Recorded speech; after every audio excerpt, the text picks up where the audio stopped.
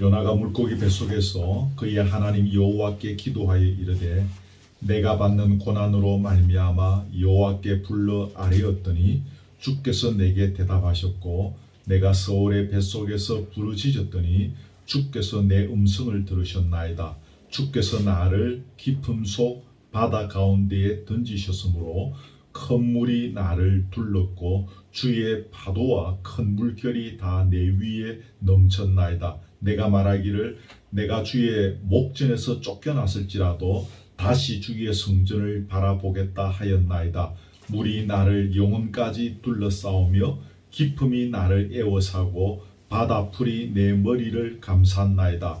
내가 산의 뿌리까지 내려갔사오며 땅이 그 빗장으로 나를 오랫도록 막았사오나 나의 하나님 여호와여 주께서 내 생명을 구덩이에서 건지셨나이다. 내 영혼이 내 속에서 피곤할 때에 내가 여호와를 생각하였더니 내 기도가 주께 이르렀사오며 주의 성전에 미쳤나이다. 거짓되고 헛된 것을 숭상하는 모든 자는 자기에게 베푸신 은혜를 버렸사오나 나는 감사하는 목소리로 주께 제사를 드리며 나의 서원을 주께 갚겠나이다.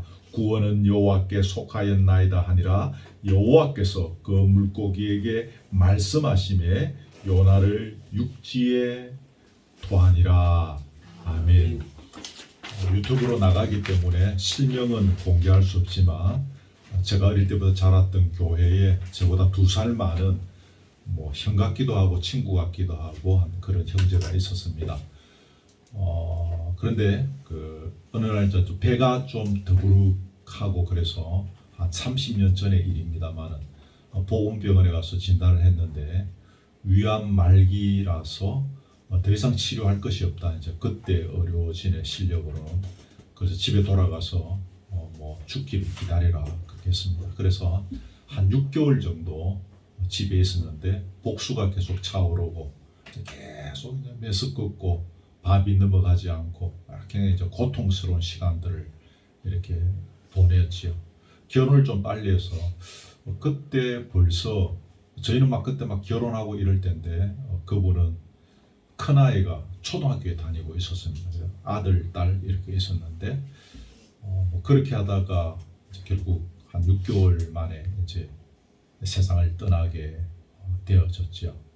그리고 그분이 죽기 전에 그날 전날 밤에 목사님이 그 방에 신방을 갔는데 아직 의식이 있었고 목사님 손을 붙잡고 목사님 제발 좀 나를 좀 살려주소 그렇게 간절하게 이야기하던 그것을 목사님이 저희들에게 말씀해 주셨습니다. 그리고 우리가 이제 초상을 치게 되어졌는데 제가 왜 이야기를 하는가 하면 오늘 본문에 요나가 물고기 뱃속에 지금 들어가 있을 때의 심정이 그때 그분의 심정하고 비슷하지 않았겠는가라는 생각을 갖습니다.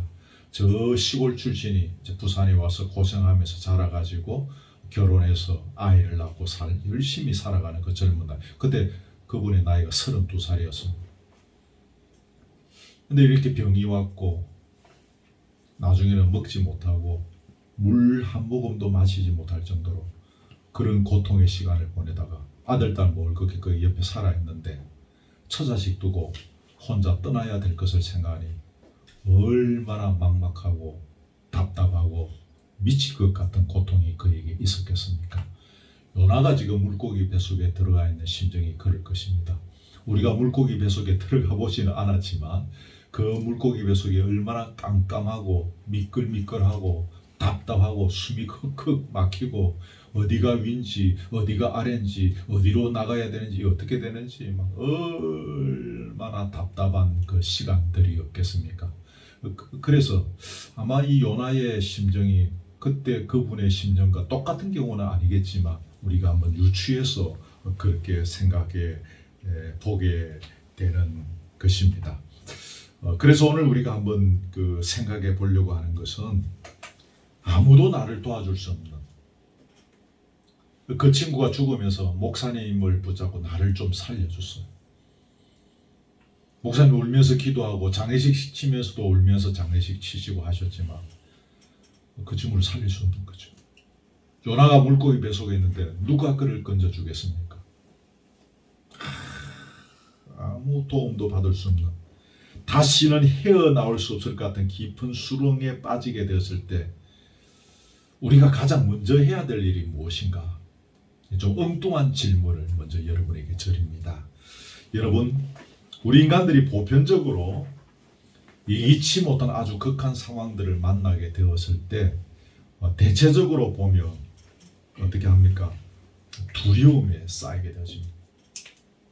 그래서 사람들이 경우에 따라서 그 성격에 따라서 다르겠지만 소리를 지르고 또 발광을 하고 막 그렇게 하면서 이제 어떻게든 살아보려고 막 거기에서 헤쳐나오려고 몸부림을 치기도 하죠. 그래도 안 되잖아요, 그죠? 안 되는 것은 안 되거든요. 그래서 절망의 단계, 체념의 단계에 빠지게 되어집니다.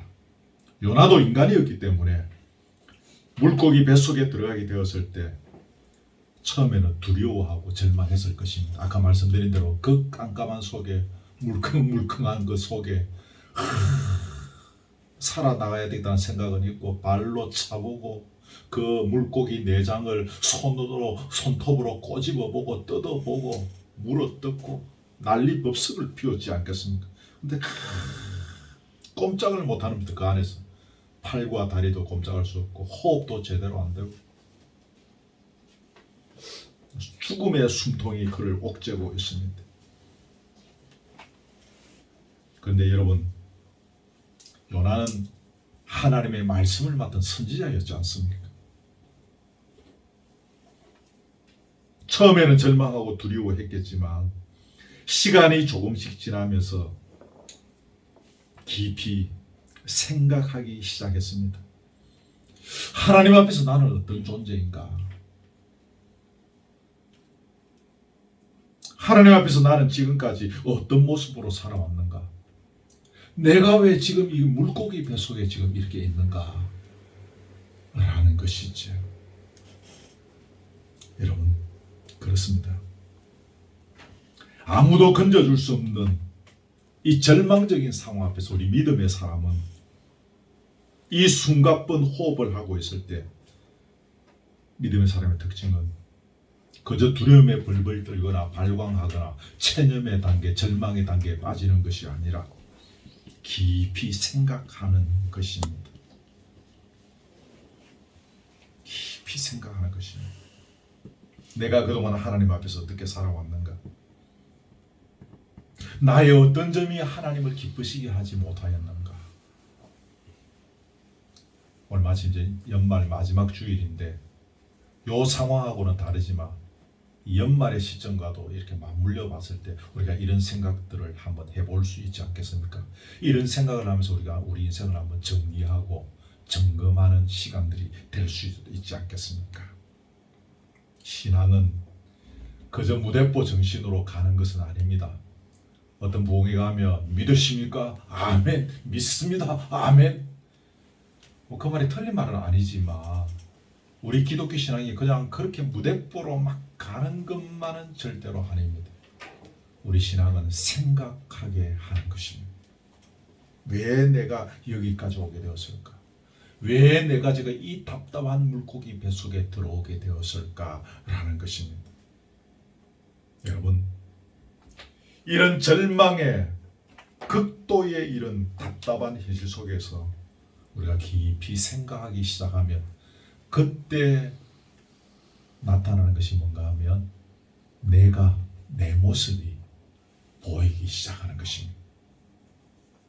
지금까지는 전혀 볼 수 없었던, 인지할 수도 없었던 자신의 적나라한 모습을 그때 보게 되어지는 것입니다. 정확하게 보기 시작한 것입니다. 나라는 인간이 이렇게 약한 인간이었구나. 나라는 인간이 이렇게 교만한 사람이었구나. 근데 정말 하나님 앞에서 무익한 사람이었구나. 하나님의 은혜가 아니면 여기까지 올 수 없는 존재였구나. 뭐 이런 것들을 보게 된다.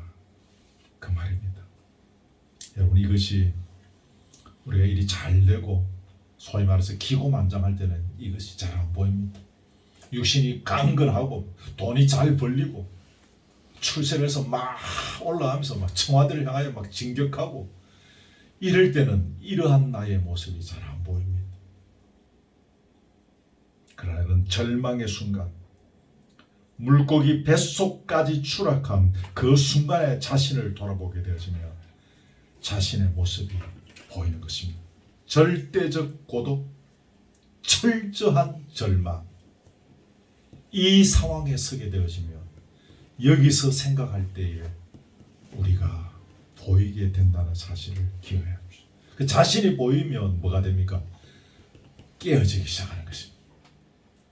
그렇게 교만하여 깨어지지 아니하던 자신이 깨어지기 시작하는 것입니다. 눈물 콧물 범벅이 되어서 자신의 추한 모습을 주님 앞에 회개하면서 다시 한번 결단하게 되는 것입니다. 그러니까 여기까지 살아보니 우리 각자가 다 다르지만 나름대로 이런 과정들이 우리에게 필요한 것 같아요. 나름대로의 이런 과정들을 거치면서 우리 자신을 보게 되어지고 주님 앞에서 눈물 콧물 흘리면서 회개하고 또 결단하면서 그렇게 가는 것입니다. 물론 이런 극도의 상황을 맞이하지 아니하고도 늘 깨어 있으면 늘 자신의 모습을 바라보면서 설 수 있으면 참 좋겠습니다. 물론 그렇게 되면 좋겠고 또 그런 분들도 있을 수 있겠습니다만은 제가 볼 때 우리의 다수는 나름대로의 이런 고비들을 넘어가면서 그렇게 이 과정들을 거치면서 주님 앞에 서게 되어지는 것을 보게 되어집니다. 다윗도 여러분 그랬죠. 극도의 절망의 상황. 여러분 아들에게 배반당하는 것이 얼마나 그게 비참한 일입니까? 사울에게 피해서 도망가고 두 번이나 그 도망다니면서 그 처절한 몸부림. 그러면서 다윗이 자신의 추한 모습을 주님 앞에 회개하고 주님과 가까워지는 깨어지는 은혜가 있었죠. 삼손도 그랬습니다. 기고만장할 때는 자신의 모습이 안 보이는 거예요. 그렇다가 박살나고 그래서 결국 그 마지막 순간에 자신의 추한 모습 앞에서 깨어지고 그렇게 인생을 끝냈던 것입니다. 여러분, 우리가 절망의 순간 깨어질 때 우리는 고백하게 되는 겁니다. 오늘 본문의 그 기도에 있는 거죠. 여호와여, 내가 깊은 데서 주께 부르짖나이다. 주여 내 소리를 들으시며 나의 간구하는 소리에 귀를 좀 기울여 주십시오. 이런 기도를 그 순간에 하게 되어지는 것이지. 하나님 저를 참 사랑하셔서 예전에 평신도로 집사로 있을 때는 뭐 그냥 열심히 신앙생활하고 주님을 사랑한다고 열정적으로 살아온 것 같기는 한데 이런 경험들이 거의 없었습니다. 그러나 이제 신학교 들어가고 교육자의 삶을 살아가면서 군데군데 심심하지 않게 하나님께서 저에게 이런 코스들을 주시고 눈물 콧물 범벅이 되어서 주님 앞에 엎드리게 하시고 자신을 보게 하시고 주님을 붙잡게 하시는 그런 체험들이 저에게도 드문드문 있었던 것을 고백하게 되었습니다. 여러분 이때 나만 보입니까? 누가 보이죠? 주님도 보이는 것입니다. 나도 보이고 나의 이런 약하고 이런 악한 더러운 이런 모습도 보일 뿐만 아니라 주님의 모습이 같이 보이기 시작하는 것이죠. 여러분 하나님께서 오늘 우리를 향하여 노리는 것이 바로 이것입니다. 우리를 극도의 절망의 상황의 바다로 빠뜨리는 이유가 바로 이겁니다. 나를 보게 하고 주님을 보게 하는 것입니다. 주를 찾게 하는 것입니다. 오늘 요나의 기도에 보면 구구절절히 하나님을 고백하고 있습니다. 하나님을 찬양하고 하나님께 감사하고 있는 거지. 이것 때문에 우리에게 서울의 배속을 준비하시고 끝까지 우리를 따라오시는 것입니다. 근데 여러분, 여기서 참고로 한 가지 이렇게 보너스로 우리가 꼭 기억할 것은, 이 서울의 배속에서 하나님 인정하고 하나님을 바라볼 때에 요나에게 당면했던 모든 것들이 풀리더라는 것입니다. 여러분, 오늘 그 본문 10절까지 내가 다 읽었는데 10절 여러분 보십시오. 여호와께서 그 물고기에게 말씀하시매 요나를 육지에 토하니라. 그 깜깜한 암흑의 상황인데 물고기가 토해가지고 육지에 그를 토했다는 것입니다. 물고기 뱃속에서 소화되어서 어떻게 됩니까? 물고기의 배설물로 나와야 되지 않습니까? 근데 갑자기 물고기가 그를 토해버린 것입니다. 그래서 튕겨져 나갔는데 바다 가운데 태평양 한가운데 그 물고기가 태평양을 헤엄치다가 어디 하와이에서 그렇지 어디 토해낸 것이 아니라 토해냈는데 육지까지 바로 토해내 버렸습니다. 손 하나 다시 댈 필요 없이 완벽하게 그가 갖고 있는 인생의 문제를 해결해 주셨던 것입니다. 저도 이런 경험들이 교육자 생활로 접어들면서 하나님께서 저를 훈련시키는 가운데 이런 체험들을 더러 하게 주셨죠. 주를 찾는 순간에 눈물 콧물이 범벅이 되는 순간에 그 다음날 아침에 모든 것들이 깔끔하게 해결되어져 있었던 그런 기억들이 저에게도 여러 번 있었습니다. 물론 여기서 문제가 해결되었다고 하는 것의 그 의미가 눈에 보이는 현실의 문제가 다 해결되어졌다라는 것으로 여러분 해석하지는 마십시오.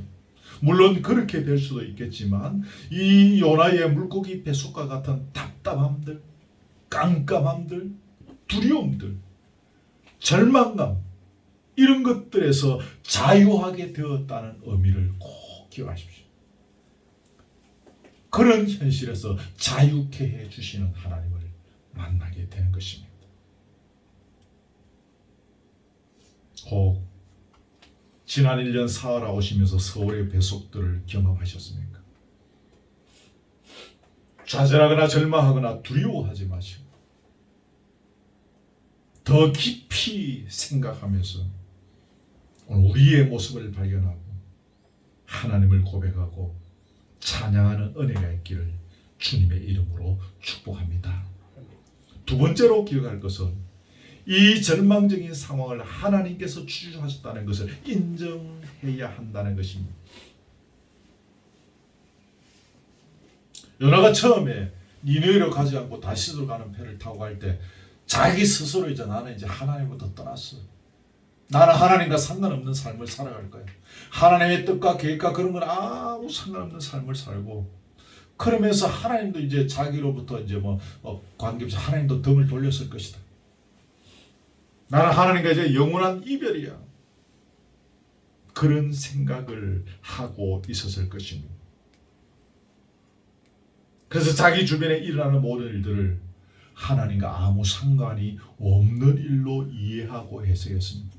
우리가 하나님과 붙어 있을 때는 우리에게 일어나는 많은 일들이 하나님과 다 관계되어지는 것입니다. 하나님과의 관계 속에서 해석하고 풀어가고 답을 찾아갔었는데 요나는 다시스로 가는 배를 타는 순간부터 그런 모든 것들과 결별해 버렸던 것입니다. 하나님과 상관없어. 하나님과는 아무 상관없이 일어나는 일이야 라는 것입니다. 근데 여러분 이제 요나가 오늘 물고기 뱃속에 들어가 보니까 그것이 아니었다는 거예요. 깜깜한 물고기 뱃속에 들어와서 가만히 생각해 보니 하나님께서 끝까지 자기를 철저히 추적하시고 여기까지 따라오셨다는 것을 깨닫게 되어졌다는 것입니다. 아멘. 이게 참 중요합니다. 여러분 하나님께서 요나를 죽이기로 작정하셨다면 이런 복잡한 과정과 절차가 필요하겠습니까? 쉬운 말로 그냥 막 단칼에 그냥 죽여버리면 되죠. 근데 배를 준비하시고 풍랑을 주시고 또 선장이 그 밑에 찾아가게 하시고 또 물에 빠뜨림을 당했는데 또 물고기 큰 물고기 뭐 그런 아가리를 주시고 그 아가리라는 표현 좀 죄송합니다만 아가리는 아가리죠. 그 배 속에 또 들어가서 이렇게 또 숨을 쉬면서 생각을 하게 하시고 철저히 하나님과 떨어져 살기로 작정했는데도 하나님은 자기의 삶을 철저하게 간섭하시면서 주도해 오셨다라는 것입니다. 그래서 여러분 오늘 그 본문 3절이죠. 3절 첫째 단어가 뭡니까? 주께서 나를 깊음 속 바다 가운데에 던지셨으므로 큰 물이 나를 둘렀고 주의 파도와 큰 물길이 다 내 위에 넘쳤나이다. 주의 파도와 큰 물길이라는 말도 결국 주님께서 하셨다 그 말이죠. 주께서 하셨다는 것입니다.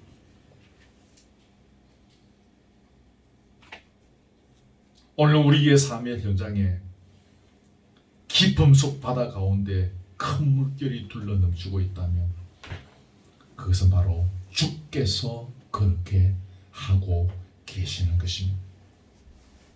말씀대로 주님은 얼마든지 우리를 한순간에 죽게 만들어 버릴 수 있습니다.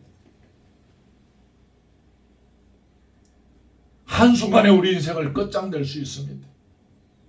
그럼에도 불구하고 도망가는 우리에게 배를 주시고 풍랑을 주시고 선장을 보내서 배의 밑창까지 가서 우리를 찾아오게 하시고 그리고 물고기 뱃속까지 준비하시는 우리 하나님이십니다. 우리 주님의 세밀한 주도하심의 결론입니다. 대충댕수, 엉엉성 우리나라 그 옛말에 있는 것처럼 뭐 처삼촌 무덤 벌초하듯이 그렇게 하는 것이 아니라 아주 세밀하게 그렇게 우리의 인생을 주도해 오시는 것입니다. 우리가 그걸 인정해야 합니다. 우리가 그걸 인정하면 아무리 깊은 절망의 골짜기에 처해 있더라도 우리가 헤어나올 수 있는 소망을 갖게 되어지는 것입니다. 요나가 이 물고기 뱃속에서 지금까지 어떻게 살아왔든지 간에 지금 이 물고기 뱃속에서 그 사실을 인정하고 그래서 요나가 살아나지 않습니까? 우리가 영적으로 둔할 때가 들어 있습니다. 도망가려고 하는데 배가 거기 딱 있는데 눈치를 못 채는 거예요. 이게 나를 죽음으로 몰고 가는 저 풍랑을 일기하려 하는 그런 배라는 사실을 우리는 눈치채지 못할 수 있습니다. 풍랑을 주실 때만 하더라도 그냥 이거는 자연의 바람이야. 요 앞주에 생각했던 것처럼 우연의 일치일 뿐이야 라고 생각할 수도 있습니다. 제비가 뽑혔어. 제비가 뽑혀도 아니면 재수가 없어서 막 내가 짧은 이상 내가 죽어주지 뭐. 그렇게 생각할 수도 있을 것입니다. 근데 이제는 깨달아야 합니다. 이제 물고기 뱃속에 들어온 순간에는 주께서 내 인생을 주도하고 계신다는 사실을 우리가 깨달아야 하는 것입니다. 인정해야 하는 것입니다. 물고기 뱃속은 마지막 코스입니다. 마지막 코스에서 우리가 영적인 눈을 떠야 하는 것입니다. 하나님의 주도하심을 보아야 하는 것입니다. 왜 하나님께서 우리를 이렇게 철저하게 몰아가고 계실까요? 왜 이렇게 물고기 뱃속까지 준비하시면서 우리를 따라오실까요? 그 이유는 기억하십시오. 하나님께서 우리와 대면하시고자 하시는 것입니다. 네가 그동안 나를 용케도 피해 다니는구나. 근데 이제는 너와 내가 좀 1대1로 좀 만나자. 네하고 내하고 이야기 좀 하자는 것입니다. 우리가 하나님을 잘 대면하려고 하지 않으니까 우리의 숨통을 꽉 쪼아놓고 팔도 다리도 꼼짝 못하게 만들어 놓고 이놈 내하고 대화 좀 하자는 거죠.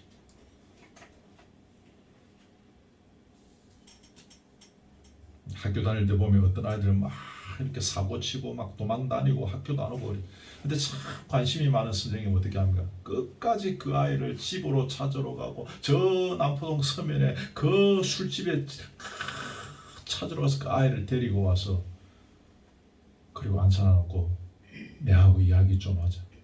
정말 그 훌륭하신 선생님들 그렇게 하지 않습니까? 내하고 이야기 좀. 그렇게 그 도망갔던 아이가 그렇게 딱 선생님 그 허리춤에 선생님의 그 큰 손이 거기 딱 붙잡고 그렇게 이 학교로 이렇게 오죠. 꼼짝 못하고 그때는 선생님과 상담실에 앉아서 선생님과 대면해야 하는 것입니다. 우리는 숨만 조금 쉴 수 있어도 내 의지대로 하려고 합니다. 다리만 좀 까닥거릴 수 있어도, 손, 팔만 좀 까닥거릴 수 있어도 우리는 내 생각대로, 내 마음대로 하려고 자꾸 합니다. 하나님과 대화하려고 하지 않습니다. 그래서 하나님은 우리의 숨통을 꽉 이렇게 쪼아 놓으시고 당신과의 대화 창구에 우리를 참여시키려고 하시는 것입니다. 이래도 네가 나와 대화하지 않을 수 있겠니? 여러분, 하나님께서 우리와 만나고자 하실 때 우리는 만나야 합니다. 내 모습 있는 그대로 주님 앞에서 만나야 하는 것입니다. 이게 본문에 지금 있죠. 제가 아까 읽었는데 여러분 눈으로 그냥 보십시오. 하나님, 지금 바다 풀이 내 머리를 에워싸고 있나이다. 이게 이제 뭐 바다에 그런 뭐 그 안에 바다 안에 뭐 만져서 그런 것들이 막 자기 온 몸을 막 그냥 막 낙지 대형 낙지가 우리 몸을 막 그렇게 막 감아싸고 옥죄듯이 바다 풀이 그 안에 막 모든 것들이 많지 않습니까? 그게 막 내 머리를 옥죄고 있습니다. 나는 지금 죽을 지경에 있습니다. 내가 하나님 피해서 도망하다가 지금 이렇게 되었습니다. 솔직하게 자신을 인정하고 털어놓고 하나님과 만나야 하는 것입니다. 여러분, 우리 인생의 문제는 참 복잡합니다. 그래, 인생의 문제를 해결하는 방법은 복잡하지가 않습니다. 하나님과 만나면 되는 것입니다.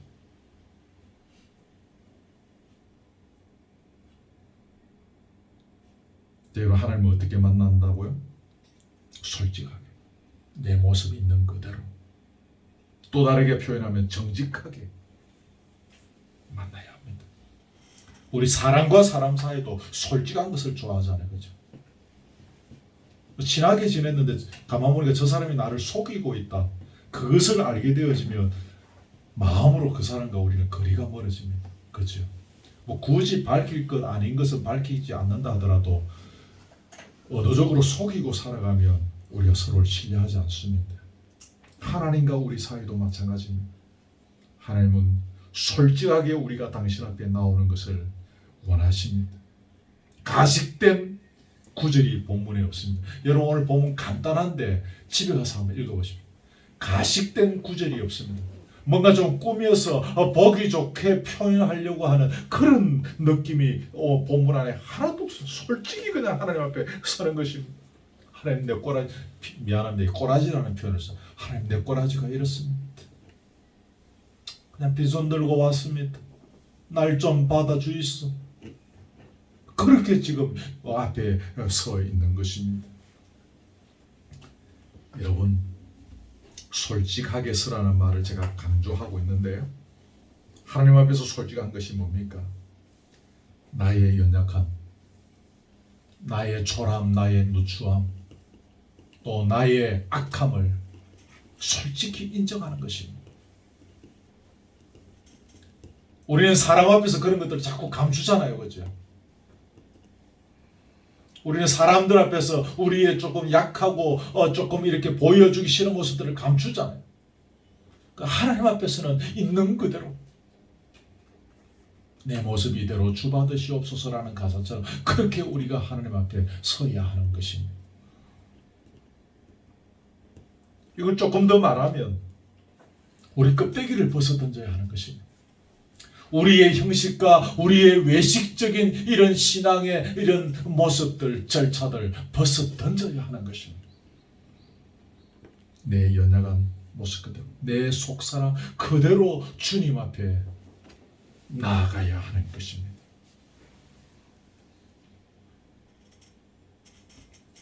서울의 배속을 경험하고 계십니까? 하나님을 만나십시오. 하나님 앞에서 솔직히 서 보십시오. 물고기 배속에서 다이렉트로 육지로 떨어지는 은혜를 경험하게 될 것입니다. 마지막 세 번째입니다. 내 영혼이 피곤할 때 어떻게 해야 할까요? 살아가다 보면 육신이 피곤할 때는 참 많습니다. 그렇죠? 여러분, 하루 일과를 우리가 다들 우리 교인들 열심히 살아가시는데 퇴근하고 다들 피곤하시지 않습니까? 육신이 피곤한 것들을 우리가 다 경험합니다. 근데 여러분, 육신의 고통보다 더 우리를 힘들게 하는 것은 뭡니까? 내 영혼이 피곤할 때입니다. 내 영혼이 말라 비틀어지고 내 영혼이 막 복잡하고 내 영혼이 너무 혼란스러울 때가 있습니다. 이때는 기도도 안 되고 찬송도 안 되고 대한민국 설교 제일 잘한다고 하는 그 어떤 그런 목회자의 설교를 들어도 설교 하나도 막 귀에 안 들어오고 세상이 귀찮을 때가 있습니다. 오늘 요나가 표현한 대로 바닷물이 나의 영혼을 이어사고 바다풀이 자기의 머리를 둘러싸고 있다는 이 표현이 죽겠다는 것입니다.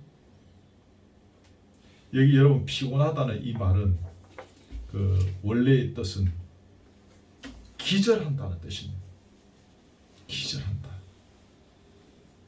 자기의 영혼이 기절할 정도로 피곤하고 바다풀이 덮인 것처럼 자기 머릿속이 지금 뒤범벅이 되어 있어 아무도 생각할 수 없고 아무도 뭘 할 수 없는 그런 상황이라는 것입니다. 그래서 여러분, 그게 몇 절입니까? 7절이죠. 내 영혼이 내 속에서 피곤할 때에. 보통 피곤한 것이 지금 아닌 것입니다. 여러분, 이렇게 내 영혼이 내 속에서 피곤할 때 본문에서 여기서 헤어나올 수 있는 한 가지 비법을 소개합니다. 그게 뭡니까? 7절에 나오죠. 내가 여호와를 생각하였더니. 내 영혼이 내 속에서 피곤할 때에 어떻게 했다고요? 내가 여호와를 생각하였더니. 여호와를 생각하였더니. 그럼 이때 생각한 여호와는 어떤 여호와입니까? 요나가 어떤 여호와를 생각했다는 것입니까? 본문에 의해서 짤막짤막하게 네 가지를 말씀드리면, 첫째는 하나님께서는 어디에나 계신다는 사실입니다. 어디에나 계시는 하나님을 생각하게 됐습니다. 다시스로 가는 배를 타고 떠나면 이제 그는 하나님과 이제 결별하는 것이라고 생각해서 자기도 하나님을 떠나고 하나님도 더 이상 자기 인생에 간섭하지 못하실 거라고 생각했습니다. 하나님이 이스라엘에만 계시는 분인 줄 알았습니다. 그래서 이스라엘을 떠나면 하나님께서 관여하지 못하실 줄 알았습니다. 근데 가만히 보니까 지금 하나님은 그 큰 물고기 뱃속까지 따라와 계시는 것입니다.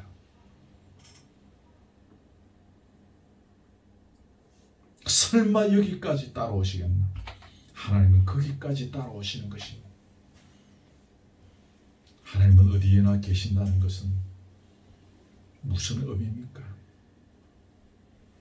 지금 내 눈물을 다 보고 계신다는 의미이지 않겠습니까? 지금 나의 고통을, 지금 나의 아픔을 다 보고 계시고 다 듣고 계신다는 것이지 않겠습니까? 물론 우리의 기쁨, 우리의 즐거움, 우리의 그런 아름다움들, 열심히 살아가는 것들도 다 보고 계시겠지만, 특별히 본문에 의해서 볼 때 우리의 그 고통의 순간 속에 우리를 다 보고 계신다는 사실입니다. 우리가 이것을 발견할 때에 믿음의 사람은 평안을 얻게 되는 것입니다. 우리의 신앙을 이야기할 때 가장 그 기초적인 그런 신앙이 뭐겠습니까? 창세기 1장 1절이지 않습니까? 태초에 하나님이 천지를 창조하시니라.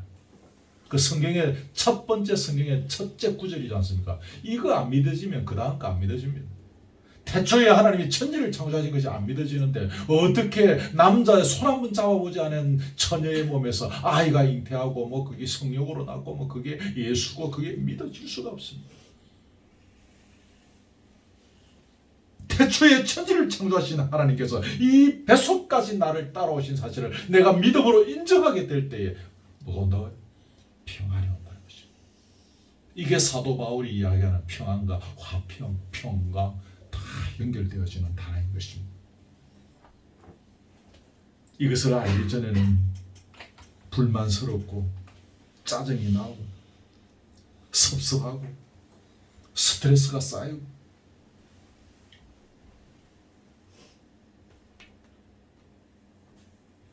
전능하신 전지하신 천지를 창조하신 하나님께서 여기까지 따라와서 내 고통을 보고 계시고 함께 하신 사실을 인정하게 될 때는 문제가 달라지는 것입니다. 창세기 1장 1절을 정확하게 믿으면 우리 신앙생활이 참 행복해져요. 여러분. 참 평강을 누릴 수 있어요.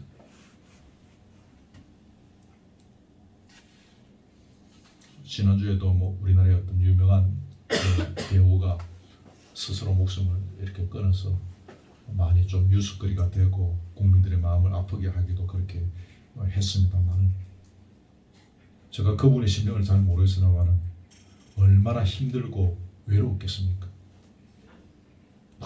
그 사생활들이 막 노출되죠.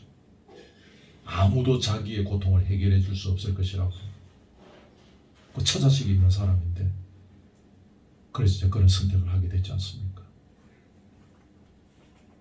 그러나 천지 만물을 창조하신 하나님께서 우리의 고통과 함께 하심을 기억하시기를 바랍니다.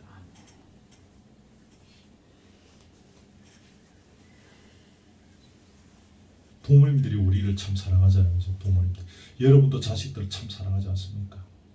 그러니까 부모도 내 심정을 이해해 주지 못할 때 있습니다. 부모님이 저는 다 돌아가셨으니까 이제 평생 동지가 제 아내입니다.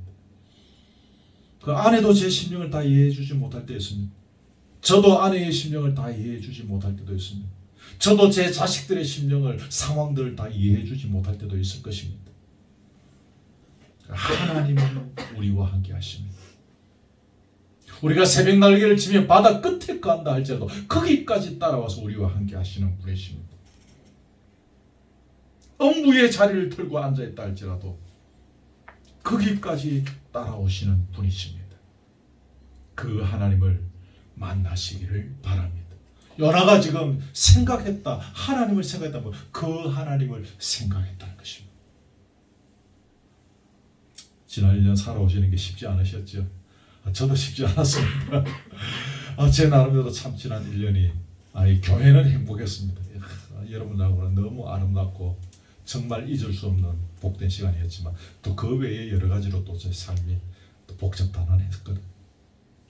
하나님은 저의 모든 것을 아시고 그 아픔과 고통 속에서도 함께 하셨던 분이십니다.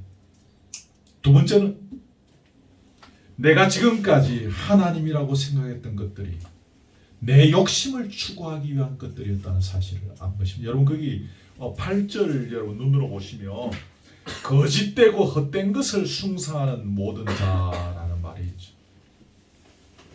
요나는 지금까지 하나님 믿는다고 하면서 하나님을 자기의 욕심을 추구하고 해결하기 위한 어떤 그런 수단으로서, 도구로서 하나님을 믿었던 것입니다. 하나님의 뜻에 의해서 내 인생이 움직여지고 내 인생이 하나님의 주도하심으로 움직이지는 그런 신앙이 아닌, 어디까지나 자기의 욕심을 충족시키는 수단으로 하나님을 믿었던 거죠. 요거 제가 지난주인가 그 앞주에도 한번 요 부분을 한번 제가 강조해 드렸죠. 한국 교회가 고질적으로 갖고 있는 굉장히 약한 부분입니다. 그래서 자기의 욕심을 충족시키지 못하고 그러니까 자기의 욕심과 아무 상관이 없다고 생각하니까 다시스로 도망가는 것입니다. 이 내 욕심하고 상관없는 일입니다. 하나님을 내 욕심을 채우기 위한 수단으로 생각하면 우리의 영혼이 피곤해지는 것입니다. 하나님을 내 욕심을 채우기 위한 수단으로 생각하면 막 내 머리에 바다풀이 내 머리를 막 뒤엎고 막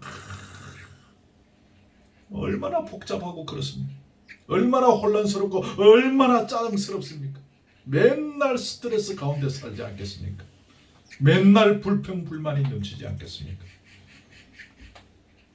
오랫도록 신앙생활 하신 분들 중에도 이 신앙관에서 헤어나오지 못하면 이렇게 살아갑니다.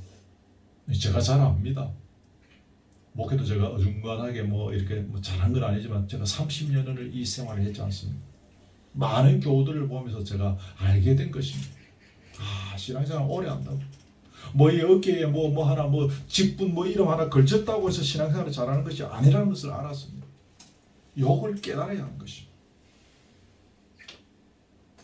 우리가 아무리 맛있는 건 먹어도 더부룩하고 메스껍고 편안하지 못할 때가 있는 것입니다. 우리가 신앙생활을 하면서 이 원리 한 가지 제대로 터득하면 우리 삶이 부드럽고 편안하고 윤기가 흐르게 되는 것입니다. 혹 지금 우리의 영혼이 복잡하고 혼란스러우십니까? 이 부분에 있어서 우리의 신앙관이 철저하게 깨어지지 않고 있는 것은 아닌지 우리가 점검해 보아야 하는 것입니다. 세 번째입니다. 하나님은 이스라엘만 사랑하는 줄 알았습니다. 근데 가만히 보니까 하나님은 이방인들도 사랑하고 있었던 것입니다. 그 하나님을 지금 깊이 생각하고 있다는 것입니다. 요나는 이방인에 대한 편견을 심하게 가지고 있었습니다. 이방인들의 구원을 위해서, 그 니느웨 백성을 위해서 내 생명을 그에 갖다 바치라는 것은 자기는 있을 수 없는 일인 것입니다. 그래서 도망간 것입니다. 근데 하나님은 선지자인 요나를 죽였으라도 이방인들, 그 니느웨의 백성들을 살리고자 하시는, 그들을 사랑하시는 하나님이셨다는 사실을 물고기 뱃속에서 깨닫게 된 것입니다. 아멘. 우리는 나와 다른 사람들, 다시 말하면 나와 다른 사람들 무슨 사람입니까? 내 기준에 맞지 않는 사람들,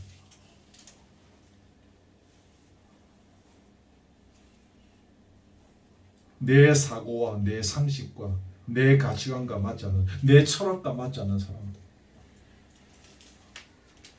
사람들에 대해서 쉽게 평가하고 정죄하고 깔보는 경향이 모든 인간들에게 보편적으로 있습니다. 내 삶의 기준과 맞지 않으면 우리가 마음에서 멀리 해버리는 경향들이 있습니다.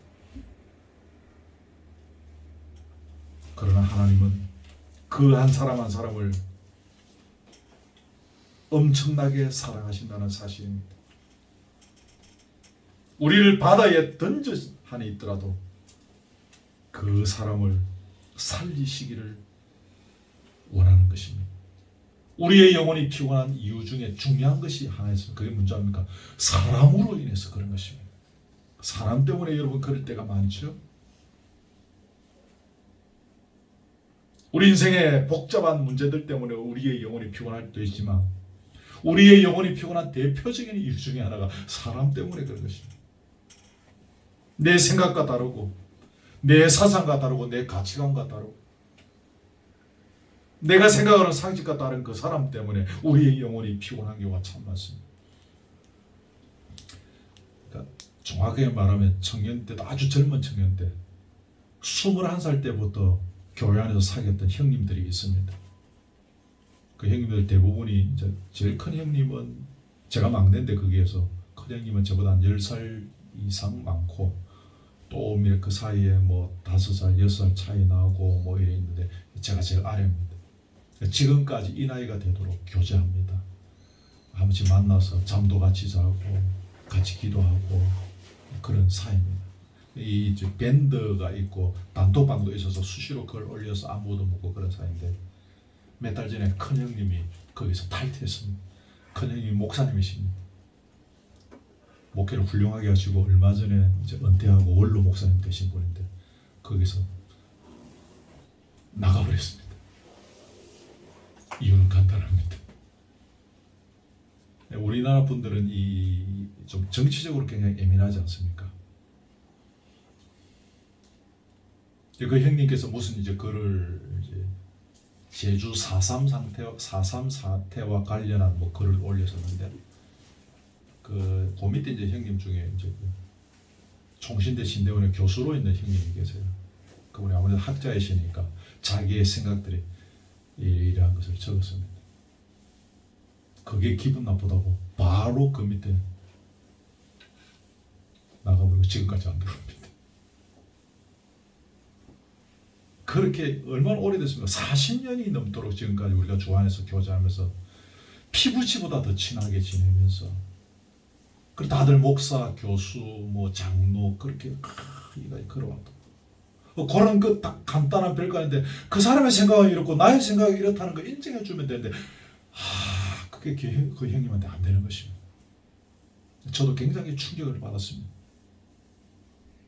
이렇게 훌륭하게 목회하시고 은퇴하신 제일 큰 형님이 이것을 극복하지 못하시고 그렇게 오랫동안 유지했던 단톡방에서 스스로 나가시다니 막내인 제가 충격을 받았습니다. 우리가 그만큼 연약하다는 것입니다. 사람 때문에 우리가 피곤해지는 것을 경험하게 되어지는 것입니다. 그래 기억하십시오.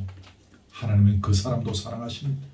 나와 가치관이 다르고 생각이 다르고 상식이 다른 정치적인 어떤 개념이 다른 그 사람도 하나님은 사랑하신다는 사실입니다. 어느 정도요? 나를 반다에 던져서라도 그 사람을 살리고자 하실 정도로 하나님은 그 사람도 사랑하신다는 사실. 마지막 네 번째입니다. 나에게 이런 어려움을 주신 것은 나를 향한 하나님의 선한 계획이 있다는 사실입니다. 하나님 나를 버리시려고 하신다면 뭐 이렇게 어려움 줄 필요도 없고 아까 말씀드린 단칼에 죽여버리시는데 안 그러면 계속 교만하게 그냥 막 잘난 대로 그냥 살게 내버려 두시는 것입니다. 이게 버릴 중에 버리죠, 그죠? 그 상태로 교만하게 살도록 내버려 두는 거. 근데 이렇게 처절하게 막 이렇게 나를 막 이렇게 망가뜨려 가시면서 여기까지 오게 하면서 다시로 가는 배를 막 안 주시면 되잖아요. 근데 배를 주시고 또 안에서 풍랑 만나고 또 선장을 만나고 또 물고기 뱃속을 만나고 이러한 과정들을 겪치는 것은 우리를 멸망시키기 위함이 아니라 우리를 살려서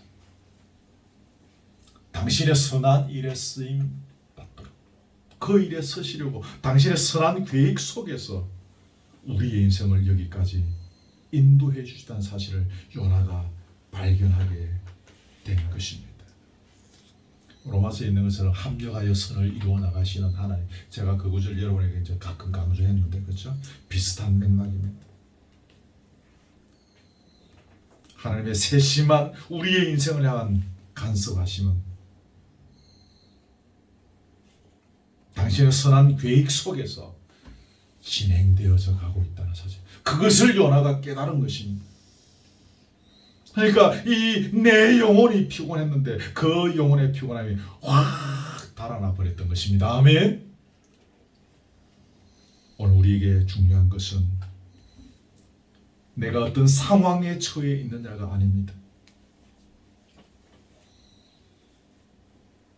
우리에게 중요한 것은 내가 어떻게 하나님을 깨달을 것인가, 어떻게 하나님을 바라볼 것인가, 하나님을 발견할 것인가 하는 것입니다. 내가 지금 벌판에 있느냐, 호화로운 주택에 있느냐가 중요한 문제가 아닙니다. 오늘 내가 하나님을 어떻게 새롭게 발견하는가 하는 것입니다. 웅장하고 세심하시고 사랑이 많으시고 나를 끝까지 추적하시는 나를 선한 계획에 당신의 선한 계획을 위하여 이끌어가고 계시는 그 하나님을 발견하는 것입니다. 그러면 우리의 지금의 현장이 아무리 어려운 고난의 현장이라 할지라도 그곳이 바로 천국이 되어질 줄 믿습니다. 높은 산이 거친들이 초막이나 궁궐이나 내 주 예수 모신 곳이 그 어디나 하늘나라라고 했지 않습니까? 올 한 해를 마감하는 마지막 날이고 오늘 마지막 주일입니다. 한 해 살아오신다고 수고 많이 하셨습니다. 육신도 피곤할 것이었겠지만 영원히 피곤한 순간도 있었을 것이고 지금도 영원히 피곤하실 수도 있을 것입니다. 깊이 생각하고 묵상하는 가운데 우리에게 찾아오시는 나름대로의 하나님을 발견하면서 이 연말 또 시작하는 새해가 우리에게 천국이 되어지기를 주님의 이름으로 축복합니다. 아멘.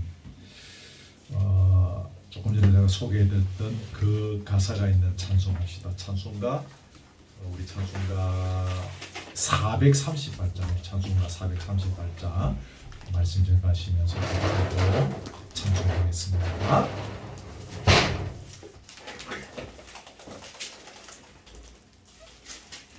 내 영혼이 연총 입어 중앙되어진 복보니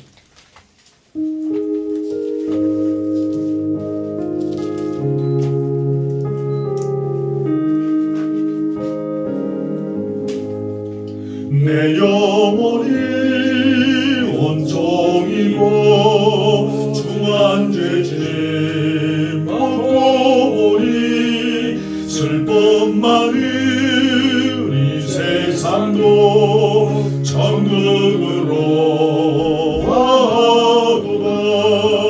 할렐루야 찬양하세.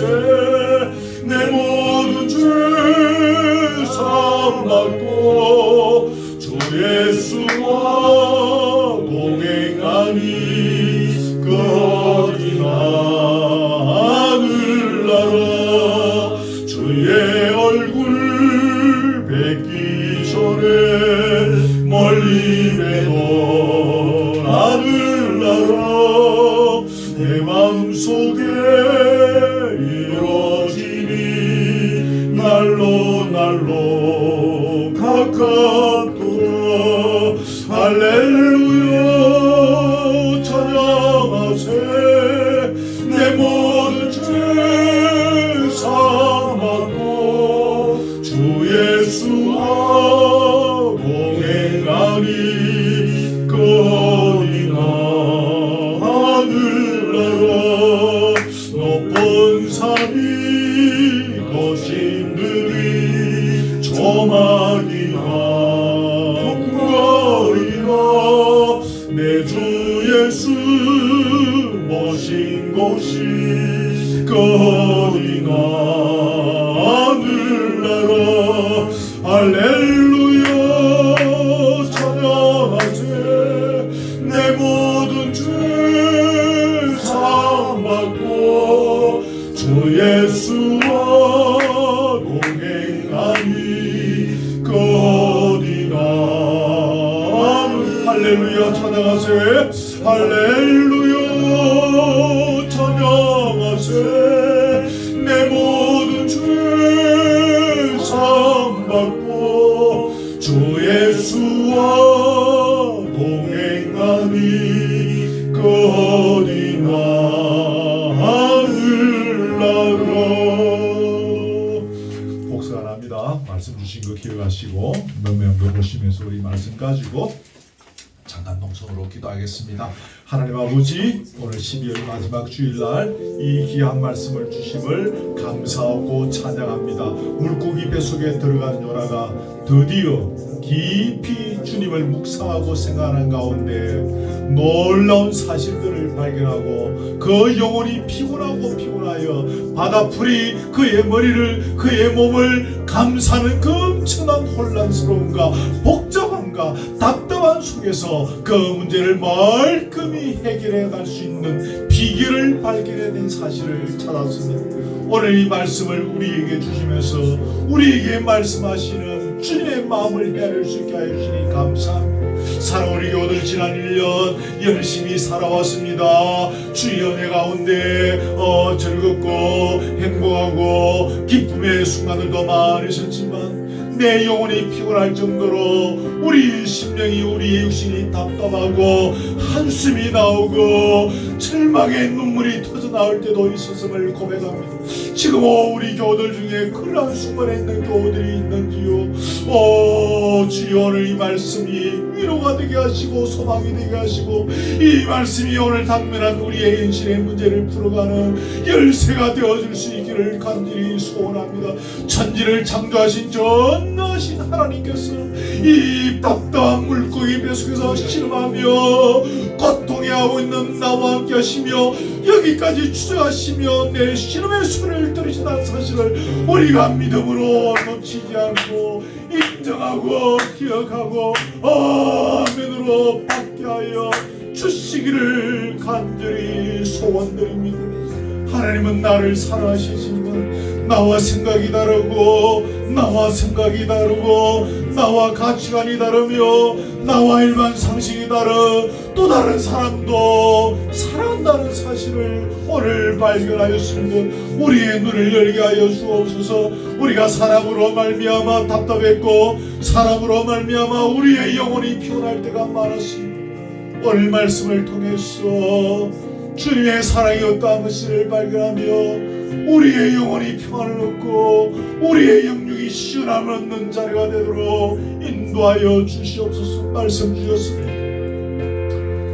기억하게 하시고 사랑 우리 교우들 각자가 참 행동 맞추기 속에서 이 말씀 따라 삶의 절정하고 회개할 것은 회개하며 결단할 것은 결단하며 철저히 주님의 도움을 구할 것은 구하는 가운데 은혜가 있게 하시고 이 분주한 연말이지만 철저히 주님과 고독의 시간을 보내는 가운데 주님의 음성을 들으며 주님과 더 가까워지며 주님과 대화하는 기회가 되어줄 수 있도록 인도하여 주시옵소서. 하나님 말씀을 주시니 감사합니다. 열심히 살아왔지만 우리의 의도와 다르게 우리의 육신이 또 우리의 영이 피곤하고 지쳤어 답답하고 힘들고 바다풀이 내 머리를 내 온몸을 감싼 것처럼 혼란할 때가 많았음을 고백합니다. 우리 교우들 중에 지금도 그러한 상황 속에 있는 교우들이 있습니까? 오늘의 말씀이 우리 모두에게 위로가 되게 하시고 소망이 되게 하시고 힘이 되게 하시고 이 물고기 뱃속에서 육지를 경험할 수 있는 저의 기회가 되게 해주시기를 간절히 소원합니다.